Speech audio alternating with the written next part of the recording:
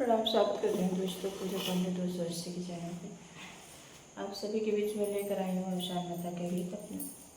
आप लोग सुनिएगा, कैसा लगेगा कमेंट बॉक्स में जरूर बताइएगा। अपना ढेर सारा प्यार आशीर्वाद दीजिएगा हमारे चैनल को। आइए सुनाते हैं और शान माता का सोहर गीत और शान माता गीत। भोर में अंगना